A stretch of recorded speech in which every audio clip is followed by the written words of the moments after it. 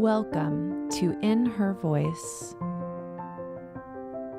My name is Kelly Covert, and I am passionate about helping women live authentically by listening to their inner voice. Get ready to be inspired by women of all walks of life that have set aside their should-bes and not good enoughs and are standing in their true voice, the voice of wisdom that each and every one of us has inside. Hello, everyone. This is Kelly Covert, your inner voice coach, and I am so thrilled and grateful that you decided to press play today. And trust me, if you are a former good girl, or maybe still have some of that inner good girl spirit going on in you, and you feel frustrated by that, today's episode is just for you. And for all of those reformed good girls out there, the ones that have let go of the need to prove, to be perfect, and to meet all those outer expectations, you are also going to love this. There's good stuff for everyone. But I am interviewing Steena Marie Brown today, and this is it's just so good. I really resonate with her. I think that we have a really similar story in that we were the straight A, perfectionist, always had to have our ducks in a row, always had to be perfect and wonderful and make everyone happy. And then we became adults and we realized that wasn't making us happy. And so she really created change in her own life, and now she's helping other women do the same. And she has so many good things to say and good practices to share in this interview. Let me just tell you a little bit about her. Steena Marie Brown's journey has gone from good little girl to sexual empowerment coach for women and their men. This required a deep release of fear, shame, perfectionism, and self-sabotaging patterns. Training to become a birth doula and her healing path through marriage, motherhood, and entrepreneurship taught Steena the art of sacred, aligned, sexy success on her own terms, which she now uses in her work with her husband. Her unique blend of deep energy alchemy and soul work awakens women to their inner V power. That's V for vagina, voice, and visibility, as they shift out of victimhood and live as fully embodied women, transforming their lives, relationships, and work. And you know, my guess is that even her bio might make some of you feel uncomfortable. And if it does, you definitely need to listen to this. It is going to change your world. It's going to rock your world right now. So sit back, relax, and really, really enjoy this interview with Steena Marie Brown.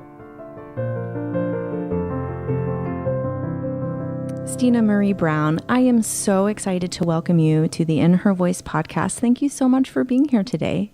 Thank you so much for having me, Kelly. Yeah, and I can't wait to dive into this conversation with you. You are a sexual empowerment coach. You really help women dive into the power that resides within us. And I love that you have come to this place in your own life from being a former very, very good girl. And I'd like for you to share that journey with us a little bit. Yeah, I just got goosebumps. Very, very good girl. Very, very good girl. And I say that as another former very, very good girl. Yeah, I think there's so many factors that play into that, being the good girl. It's been being the valedictorian and the beauty queen and the cheerleader, and just having that perfectionism bone that just we have to kind of learn how to integrate as we grow, because it can be really paralyzing to be in that place of being the good girl. And I also found that religion played a big part in that too, of really being afraid to fail, being afraid to offend other people or do things that were wrong. And the thing about being the good girl is that it's really kind of self-defined. And so it can be really paralyzing because there's no objective definition of like what it means to be a good girl. It's just this idea that we have and this self-judgment that we have around what's okay, what's not okay, what's taboo, what we're not supposed to talk about. And so it's been a process and a journey of tapping into who I am and then letting her out and unleashing that and allowing myself to unapologetically express myself. And I think that there's still a part of me that just will always love winning, and I'll always love when things feel perfect. And I've accepted that that's just okay. But I also have this part of me that's a little bit deviant, and like, I actually quite enjoy the thrill of breaking my own rules, and having a little bit of imperfection or a little bit of that like bad boy energy, which I have written a piece about actually, that I grew up with this fantasy. Anytime there was the bad boy, he wore the leather jackets, he rode the motorcycle, he got terrible grades and was probably suspended from school. I had this fantasy of like dating him and like bringing him around, to the good side. And I think that what that comes down to is having this like deep soul connection where I actually could feel that we weren't that different. And just being able to see that like this was also another amazing person. And they were kind of suffocated by having to put out this air of like, oh, I'm so bad. And, look at me. And actually that's the exact same thing as being the good girl. It's like, you have to put off this air of like, I'm untouchable. I never do anything wrong. I'm so perfect that no one can criticize me. So it's just, it's such a journey to come out of that fear of what will other people think, and to actually find out who you are so that you can express that. And for me, that's come in the form of sexual empowerment. And I define sexuality as who you are and how you relate to others. So it literally comes into every relationship, everything you do in your life. Because if you don't know who you are and you can't connect with other people and relate to other people, then you just have a myriad of struggles in life. And so, speaking your truth and owning your power, like these kind of cliche terms that we hear become very real and tangible in the work that I do. And I'm actually have equipped myself, and now I'm able to show other women how to equip themselves in actually doing those things and embodying that and seeing how that can play out in motherhood, in marriage, in entrepreneurship. And it's just such a rich journey. Wow. I can relate with so much of that. And I want to dig into this a little bit deeper. And my question is, was there a moment or when in your life did you realize, I can't keep doing this? I can't, it's just too much. It's not me. I mean, was there a moment, or was it like a series of small moments where you sort of came to this realization that you weren't being you? I think that it's a series of decisions that never end. Yeah. Because even like recently, today actually I just hit publish on my book. And I was so excited. Congratulations. That's exciting. Thank you. And you know what? It was like there were still a couple of errors. I'm self-publishing and, working in Create Space on Amazon. And it's like there was just no way to fix a couple of things. And it just grated me to think that like, oh my God, I'm going to put this book out here in the world that's going to have a bullet point on that page that doesn't belong and a space on that page that doesn't belong. And it's like, I could let that keep me from hitting publish.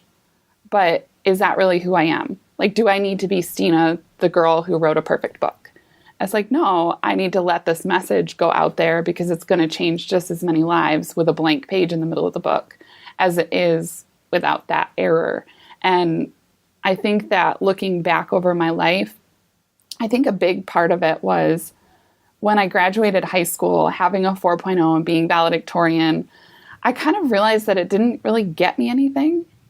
Like it was like I had to have that 4.0. I just had to. It was like, it was an obsession. And I bawled my eyes out when I thought I was going to get an A- because that was going to just wreck my GPA.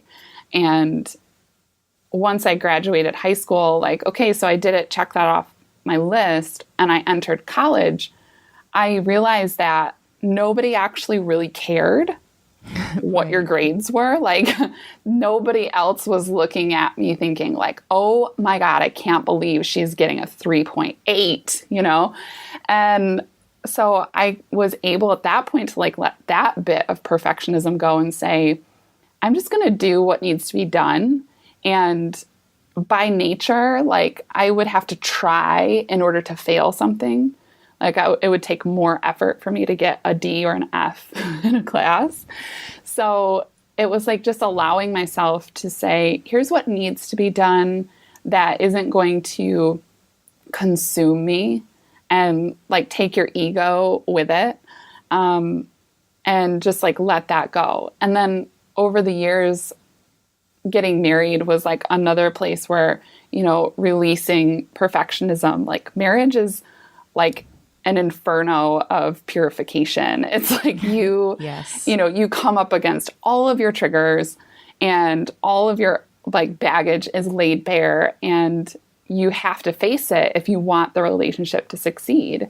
And so there's been, you know, areas where I've let that go. And then becoming a mom also, it's like, if you think marriage is purifying, like, just wait until you have little beings that you can't control in your house. As much as you would like to be able to control them.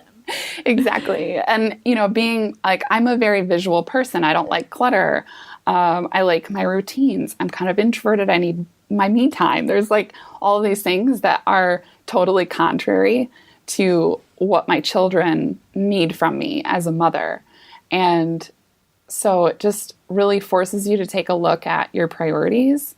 And I think that that's what it comes down to, is that every time I make another step in releasing another layer of the good girl, I learn that there's so much more freedom in choosing my priorities and being in integrity with myself. And, you know, recently I had to back out of, I had committed to going to an event. I'd paid the money. I knew I wasn't going to get the money back. And I chose to withdraw from that event. And it was a major decision. And I knew the decision I had to make was to say no, but there was still the good girl in me saying like, well, you're not being loyal, and, you know, you're not following through. You're not being a woman of your word. And all of these kind of sneaky little lies essentially that come in. And over, it's just that process of like checking yourself. Like, wait a second, I'm going back to being the good girl because I want to impress someone else, because I want them to have a certain opinion of me. And allowing myself to release that gives me so much freedom. And this last time when that happened, I literally woke up one day with like a massive migraine. And it was just like my body was just saying, we can't go there. Like, this is not in integrity with who you really are. Yeah. And so once I made that decision, you know, I'm not going to go, just going to release the money, whatever. Like, the next day I was totally fine. You know, it was like such a huge red flag. And I just had to listen to that within myself, because it would have been so out of integrity and out of alignment for me to go forward with something that wasn't really what I was choosing. So like I said, it's just that when you choose your priorities and you stick to that and you create that integrity, then you get these like red flags or these signals or these hits of like, oh, I'm going back into good girl mode. Right. You know? Yeah. Well, and you know what comes up for me as you talk about this is this idea of good and bad. Mm-hmm. This very black and white feeling of that. And I think that sometimes as a good girl, we think, what if I don't do this thing, then what am I? And it almost feels that, well, if we're not good, then we're bad. And I don't agree with that. I think my former self, that's how she thought. And that was a big motivator for me for always being the good girl, and I was looking for that external validation that you don't get when you're quote unquote bad. But I wonder if you could talk to us about what the middle is. I mean, like, what would you call the middle? What is in between good and bad? Juicy question. I like it. For me, like, non-duality is a theme that goes it runs beneath. It's like the river beneath most of what I teach on and my work. And, it shows up even when I'm teaching in my classes, where I'll share something and somebody will say, well, I don't agree with that, or I don't like that, or that doesn't resonate with me. And I'm able to say, well, cool, I actually don't care if you agree with me, but tell me what you do think. Like, tell me what's coming up for you. And I think that when we get out of that, the ego of judgment, where like it has to be good or it has to be bad, and it becomes a choice, that's where the non-duality is. Because if it's just a choice and you're empowered in making the choice, then you own the decision, whatever it is. So some people might have said, well, it was wrong or it was bad for you to back out of something that you committed to. And other people might say, no, that's great because you were standing in your power. And I don't think it's right or wrong, good or bad. It's just that I know I made a choice and I fully owned the consequences of that. I didn't go begging for a refund. I was like, I know the refund policy. I'm empowered to make this choice. And it doesn't feel like a punishment or like I lost anything in the process. It's just this peace, really, with it is what it is. And I think that from that place, we lose so much of the like emotional charge that often goes with the obsession to be right and the fear of being wrong. And it really keeps us from growing when we're afraid to be wrong or we're afraid to fail. And I was actually just talking to my husband about this last night. Like, I am not and have never been a super athletic person. But recently, like, I can't find anything more fascinating than endurance athletes and people who do like these ultra marathons. It blows my mind because they're pushing the limits of like what's possible for humans. And I was like, I think that part of the reason I haven't liked athletics is because I love winning so much that if I don't win, it's like endangering me. It's like, right. I so don't want to lose. Yeah. I so don't want to lose that I just won't even compete. And I'm extremely competitive. And so how do I find the peace in that to say, I want to take care of my body. I want to like experience a more strong, toned, like energetic body. That is something I want. And how do I detach from the outcome and allow myself to have like an adventure and an experience?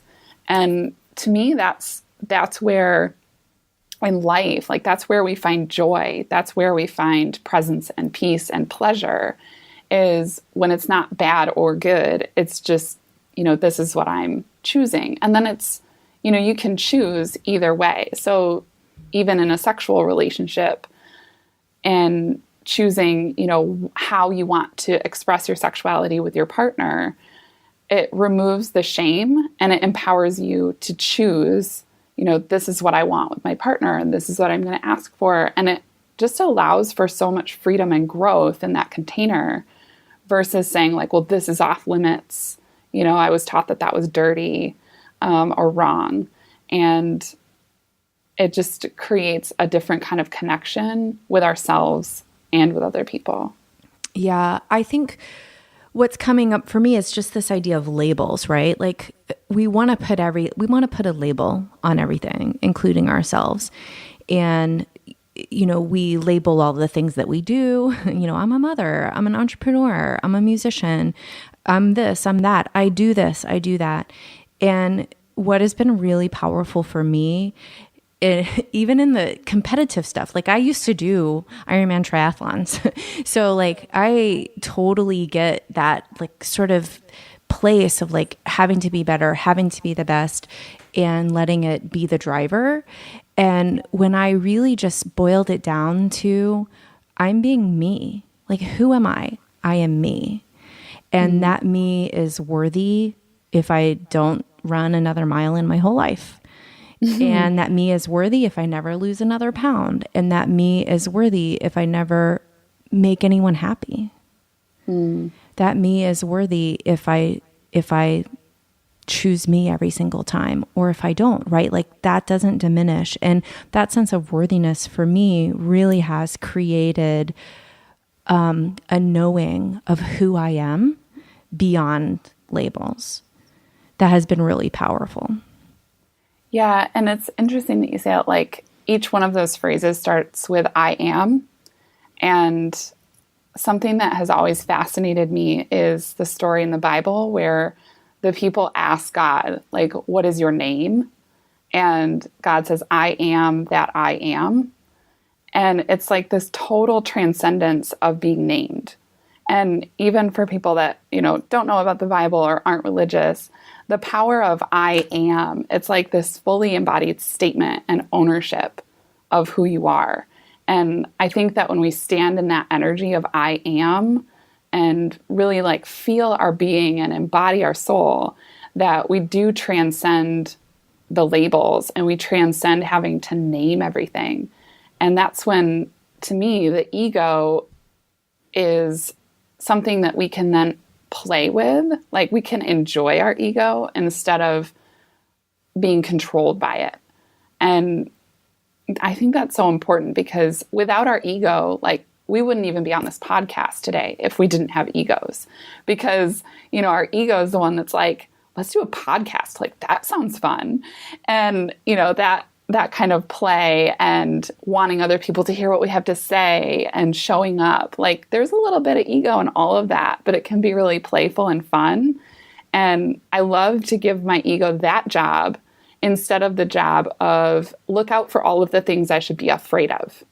Look out for all of the things that I need to worry about, which is what our ego can default to. And so I think from that place of freedom and like fully embodying, and like you were saying, that worthiness, it's really owning that, just the simple I am and that state of being. Right. I wrote down why you were saying I am in all capitals. That's really powerful. We could all write that on our mirrors where we see it every day, and we are coming to this realization day after day after day that I am. So I want to go back to something that you said about integrating perfectionism into your life, which I think is a really interesting topic, because I think of perfectionism as something to be overcome or as something to recover from. Like, I call myself a recovering perfectionism. And I want to couple that with this idea of our feminine power. So how can we integrate the perfectionism and use that for ourselves? Do you think that that's possible? Yeah, so I would first go back to the idea of there's not anything bad or wrong or good and positive.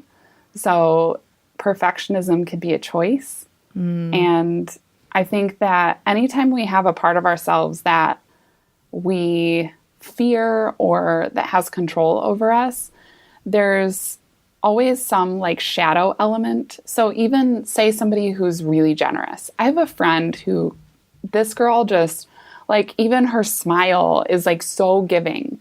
And we could go to, the grocery store, and she just makes this amazing connection with the cashier, like beyond what I can do just intuitively. It's just her gift. And she's so generous, but I've also seen it take control of her in a way where it's like, that's become who she is. She's so generous that like anytime someone asks her for something, she just gives. And so even generosity can have that shadow side. And that's actually something that I talk about in my book, is that, everything that is, we would consider positive or that we would consider negative has like a positive or negative side. So even if you say like, this person is extremely forward and just like almost arrogant or rude, well, that can even have a good side, because when you need to say no and you need to stand your ground on something, that element can be really supportive. So there's always growth to integrate that more fully. So with perfectionism, for me, it's giving myself permission to decide where I'm going to allow that or where I'm going to use that. And, I talked about hitting publish on my book and saying like, well, there's things that are wrong and it's just gonna have to be okay. I'm not waiting another day. I'm done. Like, this is it. And so that was a choice to say, perfectionism just isn't going to come into play here, because I know what my vision is. I know what that needs to be. But there are other areas where I could allow perfectionism a little bit more, where I might say it is a non-negotiable that basically it's a non-negotiable that every night in our house, the dishes are clean before we go to bed. Like, it's just a non-negotiable, because if I wake up in the morning and I see a counter full of dishes, it's going to start my day grumpy. Right. And, so there's certain things like that, or just clutter in general. Like, that's a huge area. I've talked about that through our conversation, but I'm very visual. I'm very spatial, oriented. And so that's an area where like, I'm going to be okay with there being perfectionism there. And I'm at peace with that. I don't feel controlled by it. It feels like it's a healthy level. And we all kind of, even if we have perfectionism, if we really went into the details, we all have a different kind of perfectionism. So even if you say like, I'm a neat freak, I'm a neat freak. Even if you have 12 people that are neat freaks, like one person actually is going to let their car go to pits. Like, it's going to be a disaster, but their whole house is going to be immaculate, And one person might be like, oh, the floors have to be vacuumed and mopped 3 times a week, and another person's going to say, well, I could care less what the floors are like, but, my bed has to be made every day. Like, there's just so many different ways. And so it's a beautiful example of, even in those simple kind of mundane things, that we can choose how we want to channel that energy and allow it to support us. And, it brings me joy then to do the dishes, because I know it's creating more freedom for me, instead of feeling like I'm controlled by this sense of like, nothing I do is ever going to be enough. It's looking at, where can this actually benefit me and bring me more peace or bring me more joy. I love that. I think too that we can look at perfectionism and the qualities that drive that. So again, perfectionism, being a perfectionist, that's a label, but I have qualities that can drive that perfectionism. And when I look at those qualities, I'm a hard worker. I'm persistent. I hustle. I get things done, right? So like, all of those qualities about me can be used in lots of really, really powerful and amazing ways. And when we tap into the qualities, it sort of takes that label away. And then we're able to say, yeah, like, this is helping me. And I can use these qualities to help me in a way that's not going to hold me back the way perfectionism can hold me back. That's amazing. I love that. And I think it allows you, again, to go back to that, who am I really? Yes. Instead of looking at like, oh, this is what I am. Because if 100 people are perfectionists in different ways, then okay, there must be more to the story here. And so looking at the ways that you're succeeding. And for me, it's also like looking at the areas that I have so much resistance. And those are areas where like I could use a little more perfectionism. Like, an area for me has been developing like a really solid structure to my time in my day. Because there's part of me, like the free-spirited part of me, that's like, no, I don't want structure. Like, I just want to flow with it. But then there's part of me that's like, I could use a little more diligence and discipline there. And it's really nice to have a little bit of perfectionism there when you need to develop something that's consistent, because it's that urge to like show up and to be dependable and to serve other people. And I really think that perfectionism used in those areas is quite divine. Instead of suffocating and, debilitating, it's helping us to show up more. Or for the last month, I haven't had any alcohol, sugar, or grains. And it's like now that I've done it for a month, my perfectionist is saying like, I don't really think I want to break this streak. Right. So it's, in that way, again, it's like, wow, this can actually be helpful here, because underneath my perfectionism is some diligence. And I have this Leo fire that is very loyal. And so I like to be seen as loyal. I like to be seen as consistent. And those things are really important to me and not detrimental, because I know that those are character qualities and part of just my soul and who I am, that one little action or one little flaw isn't going to just destroy that for me. Yeah. So good. So good. So let's take this into our V power. You talk about that on your website. Can you share with us what that is and how we tap into that? I think that I'm not going to speak for everyone who listens, because there's a lot of wonderful people who listen to this podcast, but I think that there are a lot of good girls who listen to this, and I am one of them who wants to know how I can tap into that strength and power that's inside of me more. Yeah, for sure. So V power came into being actually because I was trying to run Facebook ads to a challenge that I was doing, and I had to have some creative way to communicate vagina power. And so V power has become kind of a trifecta actually for me, that is vagina, voice, and visibility.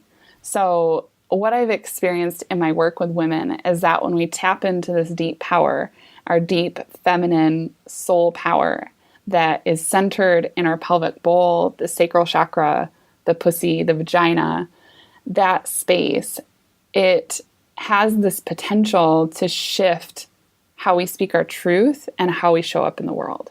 And how we speak our truth really is about being able to say no, being able to set boundaries and make those empowered choices, have those personal priorities like we've talked about already today, and visibility, how we show up, which is obviously especially pertinent if you're running a business online or offline as well, but how you show up, how you allow yourself to be seen. And what I've found is that if you just do the voice work and you just do the visibility work, a lot of times that can still come from a place of trying so hard. And we actually don't have to try. Like trying is kind of an illusion. It's like the, try to pick up the chair. I think that comes from Tony Robbins, where it's like, if you tell someone, try to pick up this chair, well, what does that even mean? Are you lifting the chair up or not? And so it keeps us in this force energy. And when we actually stop and tune into this deep power in our vagina and in the sacral space, we find that there's this like deep well of confidence and magnetism and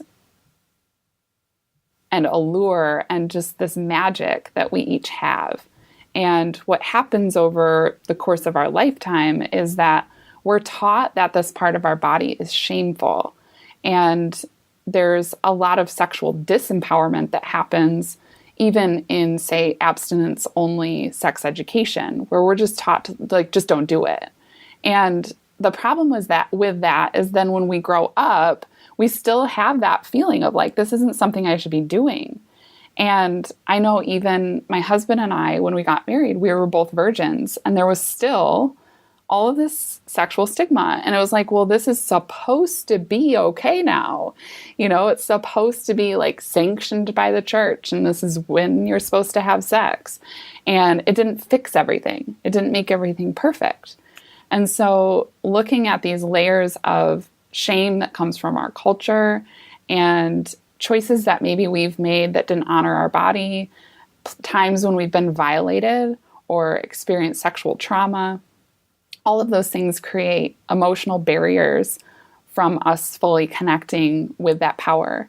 And when a woman is in that power, it's so much easier. The energy literally, I say, like, you tap into that power and the energy will literally come up through your body, through your heart space, through your throat, and out your mouth. And it's like, that's the natural flow of this divine feminine energy, but it gets dammed up.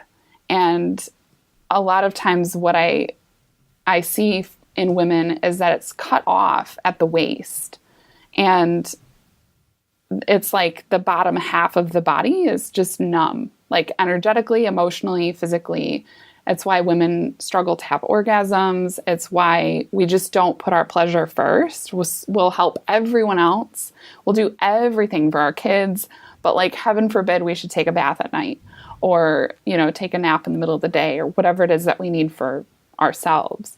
And so getting into that space and doing it with other women, like I can't emphasize enough the power of getting support and having someone hold that space for you.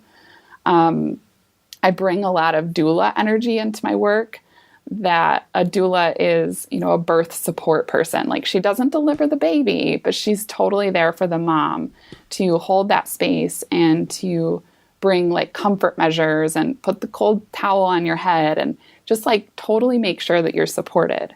And I think that that's required, like sisterhood and support is required for us to fully step into that, because it's actually like rewiring our brains and our bodies to say, this is safe and this is okay and this is really good for you to feel this power and to not feel like you have to shut it down, or that it's, I want to say unprofessional for some reason, even if you're, if you're tapping into that as a source of creativity and inspiration and using that in your business, like that can feel a little bit foreign at first, because we think like, well, sex is supposed to be way over here. And then, my relationships are over there and my business is over there. Like they all stay separate. And when you're actually in your power, it's quite cohesive, and you can tap into that in order to get things done and to create and to tap into what your message is. And I'll even take women through a process of tapping into that power when I'm working with somebody to write copy, because we have to find those words and to find our message from within ourselves first. So do you have a practice or a tool that we can use on a daily basis to release that energy, to like really get that flowing upwards from that sacral chakra up into the rest of us? Yeah, I would. I can maybe send you a link that you could put in the show notes. That I just finished last week a 3-day mini course that's still free. I've got the replay up. And I did 1 day for the vagina, 1 day for the voice, and 1 day for visibility. And there's some really beautiful meditations and practices in that mini course that would be really supportive for women. That's a great place to start tapping into that. And I just share a little bit more about, the connection between the voice and the vagina, even going into like the physical tissues are the same actually in our throat and our vagina. Oh, interesting. So yeah, there's so many connections, and, our bodies, like we're meant to be in that energetic flow. And so removing those stagnations and just giving ourselves space for that can be so incredibly powerful. And the other thing I would say is just, I have a process that I do called sensual self-massage. And that's something that I developed when I was feeling like I just feel like I'm not allowed to touch my body. And I find that there's so much stigma around sexually pleasuring ourselves that most women can like barely give themselves a platonic massage, like just massaging your hands and arms, massaging your legs. Like that will trip women up because we've been taught that like our bodies are for the pleasure of men, or, you know, our bodies aren't just for us. And so even just like rubbing oil on your body, you know, after a shower, just being really present with yourself in that way can be so powerful. And then you can, you know, take it a little more intimate and a little more intimate. And I have like a 4-step process for that I'd be happy to share as well, where it's just really getting present and looking at what comes up. You know, there's no pressure. There's no goal here. It's not like you have to do this. It's just being present with yourself and noticing where tension comes up, noticing where beliefs and emotions come up and what those mean, and really reclaiming that space. Yes, if you could send me the links, I will definitely post those in the show notes to this page, which you guys can find at kellycovert.com. Just hit the podcast tab. And I think that, you know, the theme that I'm hearing through this is that we access our power by taking care of ourselves. And I really love that. And we have to take care of ourselves first, and then we can start moving into action that will put out this power. And then that's when we transform our own lives and we change the world around us. And that's what I believe that women were put here to do, is to change the world by using our voice and using our power and using all of the amazing qualities that we have inside of us. So, Steena, thank you so much for sharing this with us. It's really, I just feel completely inspired and energized by this. I can't wait to check out more of the links that you're going to be sending. But why don't you let my listeners know where they can find you online and on social media and all of that fun stuff? Yeah, for sure. So I can be found at steenamarie.com, and you can find me on Facebook also by Steena Marie. And I would love to have them find me on Facebook, and then you'll find, you know, through the freebies, I also have a free Facebook group called the V-Power Vortex. So that's a fun space for us to connect. And I'm sure if you follow me on some of those channels, you'll start seeing me talk about the book that I mentioned, which is called Worship Her. And I'm really excited to get that out into the world. And so by the time this is published, it'll definitely be available for purchase as well. Fantastic. And we'll be sure to put a link to that as well. So I have one last question for you before I let you go. And that is, in your life right now, what is your inner voice telling you? You know, it's interesting. I've been in such a creative like hibernation to get this book out that I've really been feeling this week that I have this really strong prompting to put myself back out there and start offering services and like one-on-one, you know, coaching and stuff. I tend to go in these cycles. So I feel like my inner voice is saying, you know, we've been in this really intense birth process, and it's time to expand and go out in the world and really start to, you know, serve even more. Well, I can't wait to see what that looks like, because you are definitely tapping into your feminine power. And I just want to honor and acknowledge you in the work that you're doing, in being able to set aside expectations and shame and all of that so you can step out of your good girl self and teach the rest of us how to do the same. So thank you so much, Steena. Thank you, Kelly. Okay, I want to know if there are any other former good girls out there who could totally relate to Steena Marie and her story and this feeling of like what it means to release and to release and to release more layers of our good girl.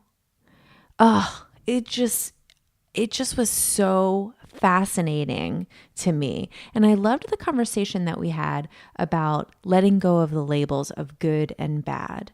Like, why do we really feel like we have to call things good and bad? Why do we have to have this sort of sorting when it comes to things like this? Because that can really limit us. And I want you all of you, to do this practice of writing I am on your mirror, like we talked about, and really start to stand in your I am. I am worthy. I am enough. I am powerful. I am creative. And you can put all of your unique qualities behind there. Maybe you could even come up with a new one every single day when you looked into that mirror. But I just love that idea of really owning who we are without the labels, without the good and bad, without the whatever that's holding us back from our true, authentic self. And this is the thing, you guys. We need you showing up in your true, authentic self. We need you being you, because that's why you were put here on this earth. You weren't put here on this earth to be somebody else. You weren't put here on this earth to do someone else's work or to live out someone else's purpose or someone else's expectations. You were put here to be you. And we need that, because you are worthy.